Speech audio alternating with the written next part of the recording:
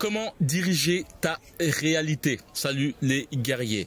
Dans ce podcast, je vais te donner 3 armes nucléaires pour justement diriger ta réalité et justement te permettre de parvenir plus facilement vers tes buts. Après, cela reste du travail conscient de tous les jours, mais c'est vraiment des hacks, des techniques très intéressantes qui sont dans un livre qui parle de physique quantique et de la vie en général. En fait, c'est un auteur russe qui s'appelle Vadim. En tout cas, les séries de livres s'appellent Transurfing. J'avais eu l'occasion d'entendre parler de ces livres à bon nombre de reprises. Et à la énième fois, en fait, je me suis dit autant lire le premier tome, et au bout du compte, je me suis mis à lire les 5 tomes tellement c'est vraiment très intéressant.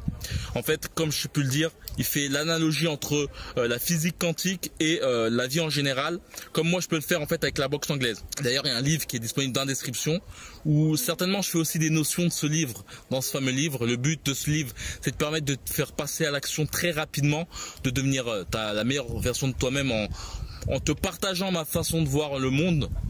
En tout cas, le but est de te faire tes propres idées par la suite, mais je fais beaucoup d'analogies avec la boxe, car pour moi la boxe c'est vraiment similaire à la vie. Tu te prends des patates, tu tombes, il faut te relever, sinon t'es mis KO, et même quand t'es mis KO, faut tenter de te relever, et si tu perds, et ben tu continues à t'entraîner pour justement gagner jusqu'à la muerte, comme on dit. C'est dans la description, il suffit simplement de me passer ton meilleur mail, je t'enverrai ce livre que je t'offre, et par la suite je t'enverrai aussi d'autres mails qui auront toujours pour but de te permettre de devenir la meilleure version de toi-même, et surtout pourquoi pas te parler de marketing et de mes techniques pour justement ne pas procrastiner et être ultra productif. Donc c'est dans la description, il suffit simplement de me passer ton meilleur mail, et par la suite je t'enverrai ça dans ta boîte mail. Je sais pas si tu sais c'est quoi la physique quantique. La physique quantique, c'est la physique de l'infiniment petit. En somme, à l'école, je pense que je me suis arrêté à des molécules qui s'appellent neutrons, protons, et il semblerait qu'il y a des multitudes de molécules encore plus petites à l'intérieur de ces molécules là. Et la chose qui est très intéressante, c'est que c'est toutes ces molécules que je t'ai dit infiniment petites, comme il y a du infiniment grand. Il y a des planètes qui sont et des étoiles qui sont peut-être 1 milliard de fois plus grandes que la Terre. Et en somme, la chose qu'il faut te dire, c'est que il semblerait que dans l'infiniment petit, il y a encore des trucs 1000 fois petits que les protons et neutrons. Et en somme, il y a un stade de petitesse où, en somme, ces molécules ne réagissent pas pareil lorsque tu les regardes ou lorsque tu ne les regardes pas. En somme, imagine tu as un verre d'eau, il y a de l'eau dedans, et lorsque tu jettes et que tu regardes le verre d'eau, et ben ça fait rien du tout, il y a de l'eau qui tombe. Et lorsque tu regardes pas justement ce verre d'eau et que tu jettes l'eau, et ben imagine-toi que l'eau se transforme en petits glaçons. En fait, il y a des multitudes de petits glaçons qui sont dans l'air et qui tombent par terre, quoi. Et en fait, c'est en somme ça, en fait. C'est-à-dire qu'ils ont fait des expériences, et lorsque tu regardes la molécule et lorsque tu regardes pas, en fait, ça ne réagit pas pareil. Et en fait, ces molécules-là, en fait, sont partout, en fait, dans le cosmos, à l'intérieur de toi, dans les chaises, partout, dans le sol, partout, quoi. Ce qui en fait est super intriguant, en fait. Ça veut dire que on est surtout qu'on a une pensée très matérialiste des choses. En fait, dans l'infiniment petit, des choses qui ne sont propres à nous. Et enfin, il y a des molécules qui ne réagissent pas pareil lorsqu'on les regarde et quand on les regarde pas. Il y a 3 points très intéressants, très percutants en fait dans ce livre. Qui est premièrement ton attention, en fait. Ton attention est ta plus grande ressource, et tu peux le voir que là actuellement je t'accapare ton attention, ton temps. D'ailleurs, je t'en remercie de m'écouter. Si t'aimes bien justement mes vidéos, n'hésite pas à liker la vidéo et à mettre un petit commentaire, ça me plairait bien, ça me permettra de booster ce podcast. Et en fait aussi ton attention, en fait, et ben c'est ton monde, en fait. Où tu portes ton attention, c'est là où tu crées ton monde. Et l'auteur de ces 5 livres, en fait, mais bien cette notion de la création de ton monde via ton attention, en fait. Et actuellement, avec toutes ces histoires de pandémie ou autre, tu vois que si tu portes gravement ton attention sur la télé, sur les infos et tout ça, et ben tu t'aperçois que tu as des émotions de ouf, tu as peur du lendemain et tout. D'ailleurs, reste vraiment jusqu'à la fin, il y a une notion vraiment importante ici qui va certainement te chambouler.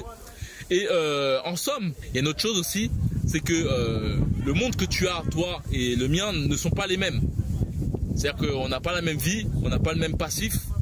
Moi, même si je suis né en France, j'ai vraiment une culture de mon pays d'origine via ma famille et tout ça. Et c'est vraiment pour te dire que chacun de nous a son monde, quoi. Par exemple, un Kenyan actuellement qui est un Maasai qui est à la savane, qui est dans un aspect très traditionnel en termes de culture.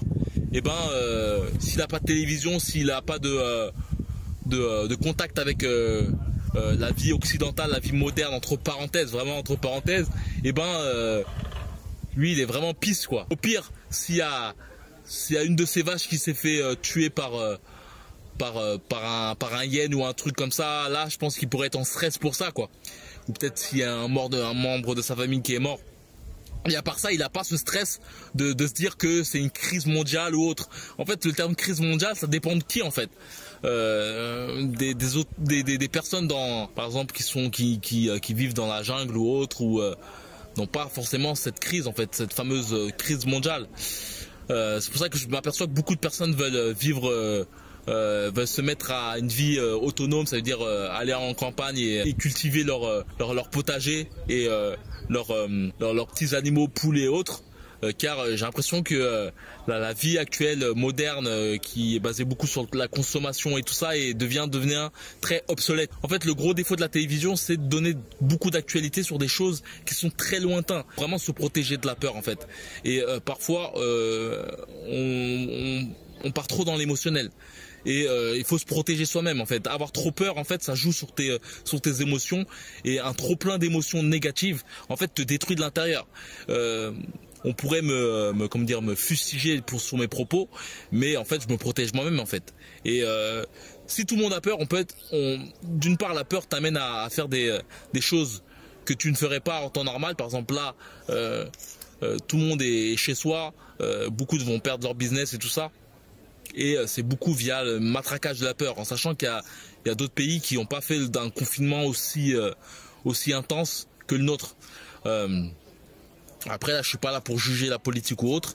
Là, je suis juste là pour te donner des armes pour toi-même, pour te protéger toi-même, en sachant que aussi, je me dis toujours aussi que la personne qui essaye de me faire culpabiliser et de me faire peur tous les jours, constamment, eh ben, c'est mon ennemi. C'est mon ennemi, je dis pas que je vais la tuer, mais c'est un ennemi, quoi. En tout cas, un ennemi pour mon bien-être. Et ça peut être même dans des relations de couple, hein, comme on dit, relations toxiques. Bien souvent, des meufs essayent vraiment de te culpabiliser à mort. Et faut voir cela comme ou recadrer la personne, vraiment, et la recadrer pas constamment. Le but n'est pas de partir en guerre, sinon au bout du compte c'est une relation qui ne sert à rien, comme on dit, une relation toxique. Donc faut passer outre, faut changer de personne, quoi. Et c'est de même pour les médias. Faut parfois de temps en temps regarder, malheureusement on peut pas s'empêcher de regarder de temps en temps les médias, mais il faut éviter de regarder constamment cette daube, quoi. Manger du fast food de temps en temps c'est bien, mais manger tout le temps c'est aucunement bon pour toi, pour ta santé. Il est important pour toi de faire en sorte de prendre de la bonne information et de faire attention aussi à ton intention. La publicité capte ton intention. Beaucoup de choses essayent de capter ton attention. Même moi, j'essaie de capter ton attention avec des titres tapageurs, avec des vignettes tapageurs. Mais après, il faut te dire, est-ce que la personne qui souhaite justement capter ton attention, est-ce qu'elle le fait pour ton bien ou pour ton mal? Après, c'est à toi de faire ta propre analyse de la chose. Et une chose très intéressante, c'est, comme j'ai pu le dire, ta meilleure ressource, c'est ton attention. Et l'auteur, en fait, met le terme balancier pour justement une focalisation de plusieurs attentions sur quelque chose. C'est-à-dire que c'est comme avec l'histoire du corona actuellement. En fait, la multitude d'attention sur cet événement, la multitude d'informations données par les médias et la multitude de personnes qui ont peur ont justement créé un balancier qui justement a amené à une certaine hystérie du monde. Après, on peut s'apercevoir que peut-être la peur était peut-être disproportionnée, mais c'est pour te dire que tout cela a créé une sorte de balancier toute l'information qui a pu grouiller en fait a créé une hystérie, un balancier qui a joué sur le monde en fait. Et tu peux le voir que tout ce qui est aussi bourse et tout ça joue beaucoup sur les balanciers. Ça veut dire que la monnaie actuelle en fait, tout ce qui est Bitcoin, tout ce qui est tout est devenu assez virtuel dans le sens où il suffit par exemple d'une mauvaise actualité, d'une mauvaise réputation d'une entreprise pour que cette entreprise fasse faillite. On n'est souvent pas les mêmes personnes lorsqu'on est tout seul et lorsqu'on est en groupe. Surtout lorsqu'on peut voir les manifestations, par exemple les bagarres dans les supermarchés contre du papier cul. Bien souvent, le fait d'être regroupé en groupe nous amène à être dans un balancier. C'est une chose vraiment importante à te dire, c'est que notre corps en fait, et surtout notre cerveau, instinctivement, lorsqu'on est dans une foule, eh ben, on a tendance justement à se mouler aux autres. De même que c'est la même chose lorsque, par exemple, dans une publication, beaucoup de personnes se mettent à s'embrouiller l'un contre l'autre. C'est des mêmes notions en fait. C'est que, en fait, on est totalement endormi. C'est vraiment le terme endormi. C'est-à-dire que il n'y a plus de rationalité dans notre façon de penser. On est uniquement dans l'émotionnel. Justement, dans ces moments où on est endormi dans ce fameux balancier, en fait, on est un peu en mode automatique, quoi. On n'est plus trop dans les commandes de notre façon de penser et de notre façon d'agir. Et une chose très importante aussi, et ça nous rejoint en fait un proverbe chinois. Je me rappelle plus qu'est-ce qu'il disait. C'est dis toujours au con qu'il a raison, un truc comme ça. Si tu connais ce proverbe, mets-le dans les commentaires pour que je m'en souvienne.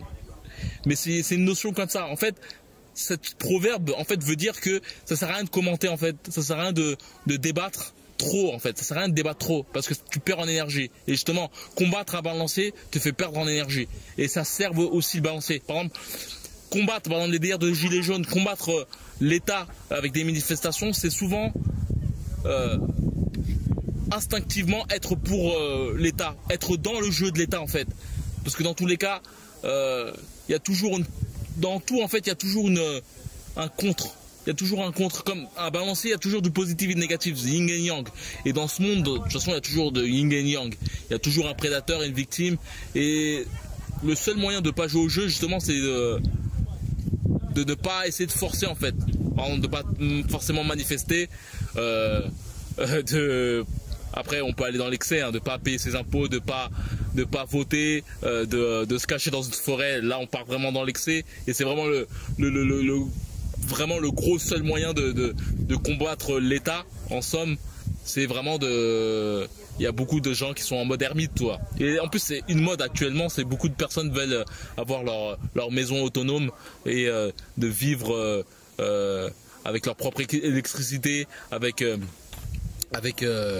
leur propre potager, leur propre poules et autres.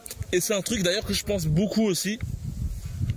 D'ailleurs, dans les commentaires, dis-moi si c'est ton cas aussi. Et la dernière chose que je vais parler, c'est les clichés. L'auteur parle beaucoup des clichés.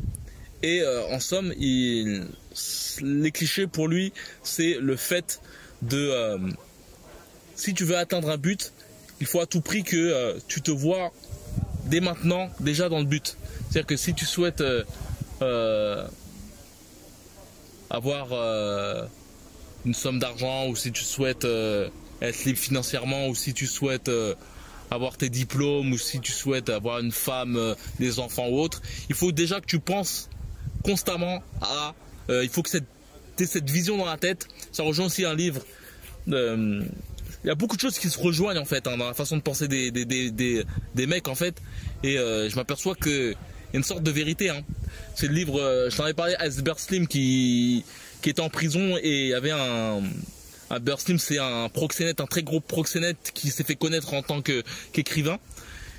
Et lors de son première incarcération, il y a un de ses collaborateurs, une autre personne qui est aussi prisonnier, qui fut aussi un très grand proxénète, et qui lui a dit en fait de faire attention à ses pensées, et que sa vision devait être comme un cinéma. En fait, il devait créer le plus beau film dans sa façon de voir le monde, en fait, dans sa tête.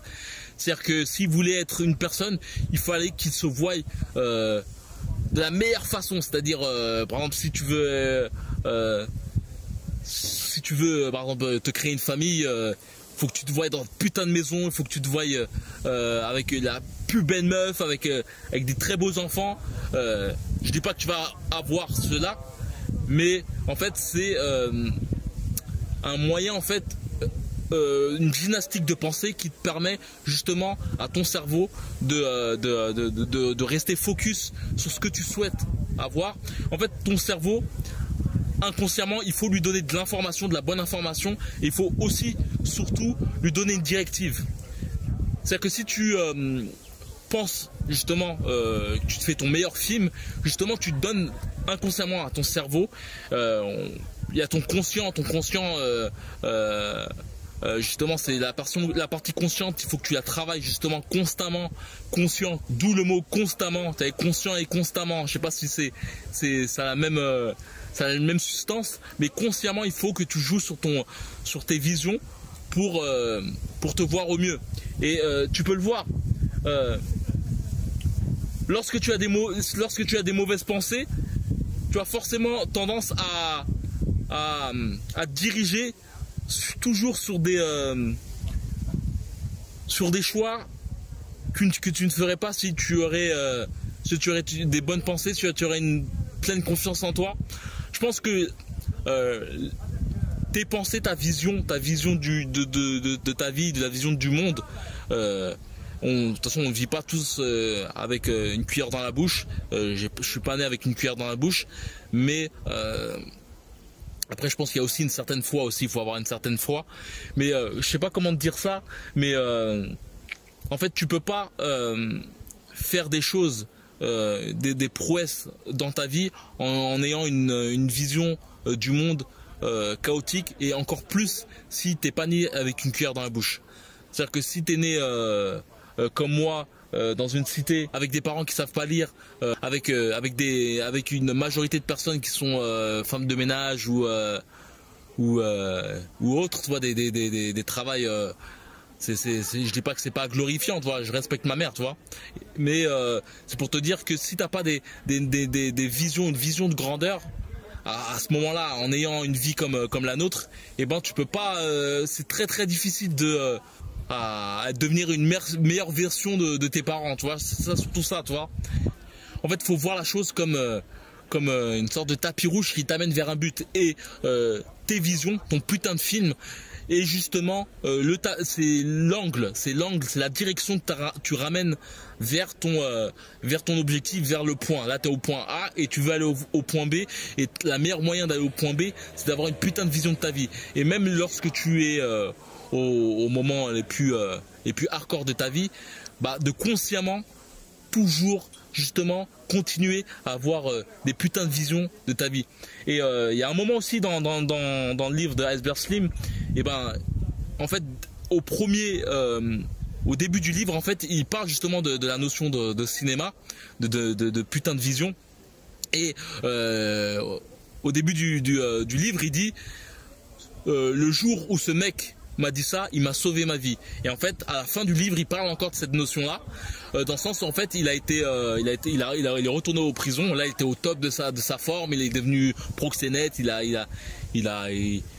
Sa vie était vraiment hardcore. Hein. C'était vraiment le truc dark. J'aurais pas voulu avoir sa vie, mais il est parti en prison. Il était un moment en isolement pendant un certain temps. Je pense que certainement un mois, voire plus. Et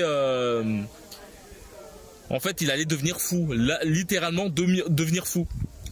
Et c'est un truc intéressant, lorsque tu penses que tu vas devenir fou et que tu es surtout dans ces genres de situations, et ben tu le deviens.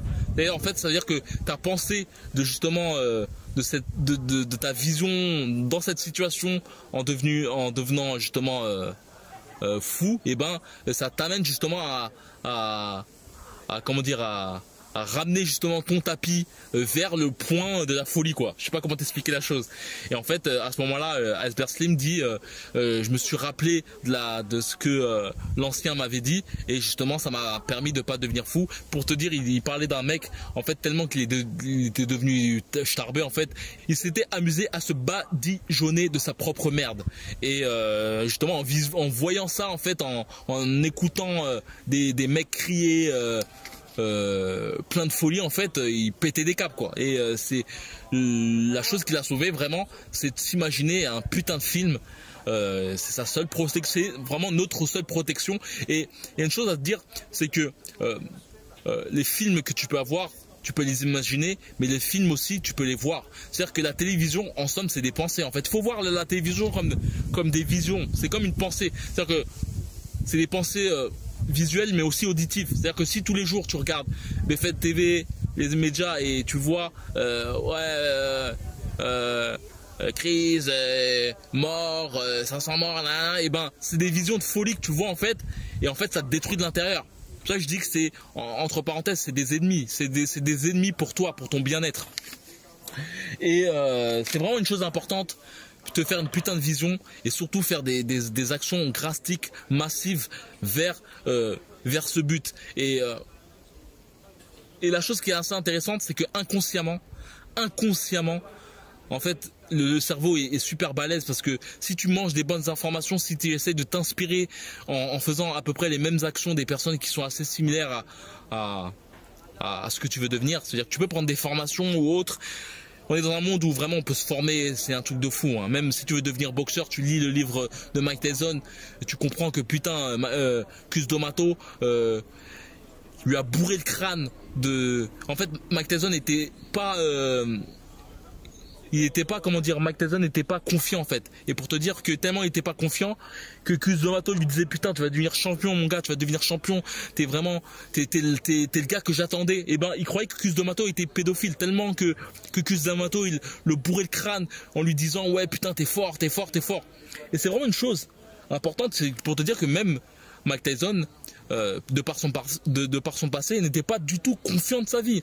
C'est vraiment Cus D'Amato qui lui a brisé, qui a anéanti son côté négatif. Il n'a pas forcément anéanti son côté négatif, mais il lui a anéanti tout son côté non confiance en soi.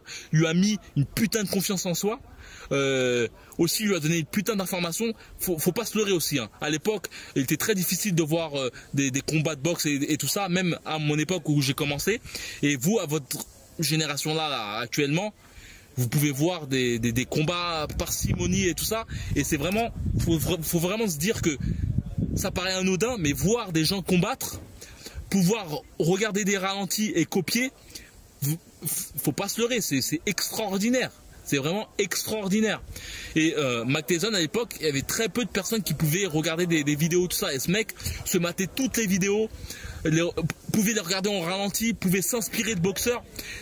Il avait vraiment une longueur d'avance par rapport à beaucoup de personnes. C'est-à-dire qu'il avait un mentor qui lui donnait, qui avait des bonnes notions d'entraînement, qui avait entraîné des champions. Il avait aussi la possibilité de regarder les films en rediffusion, les regarder en ralenti, pas forcément en ralenti, mais à regarder les techniques et à les recopier, chose que pas beaucoup de personnes ne le faisaient, ils pouvaient le faire. Et aussi, il lisait beaucoup, hein. Si tu lis son livre, il parle de Nietzsche, il parle de tout ça. Et c'est pour te dire que on parle beaucoup de génétique, ouais, Mike Tyson, c'est la génétique. Mais ça, c'est que 20% en fait. Les gens, si vous avez l'occasion de lire son livre, vous pouvez voir vraiment les 80% du comment il est devenu Mike Tyson. Et vraiment, il faut vraiment se dire que Cus D'Amato, vraiment le mental c'était vraiment le mental qui lui a permis de devenir ce qu'il est. Il y a pas à se leurrer. Quand je parle de mental, je parle aussi d'information. C'est-à-dire la compréhension de la bonne schématique pour envoyer des bons coups. Donc avant qu'on se quitte, comme j'ai pu le dire dans la description, il y a un lien qui te permettra de télécharger mon livre Développe ton mental de guerrier. Mon but, c'est de permettre justement de te permettre de gagner en confiance en toi. Je parle de beaucoup de notions par rapport à ma vie. Ça va beaucoup t'inspirer, te permettre de devenir plus percutant dans tes actions de vie. Mon but est de te permettre de rentrer dans mon cerveau, et vu que je suis un hargneux et que je suis un mec qui j'ai envie de casser la baraque, en tout cas dans ma façon de voir le monde, mon but est justement de te retransmettre cela et de te permettre aussi de casser ton potentiel, de tout péter au niveau de ton potentiel, et de mourir le plus tard possible, mais surtout de mourir avec aucun regret. On va aussi parler du fait d'être un leader de sa vie. Donc c'est dans la description, il suffit simplement de cliquer, de me passer ton meilleur mail. Donc voilà, on se retrouve de l'autre côté. Force.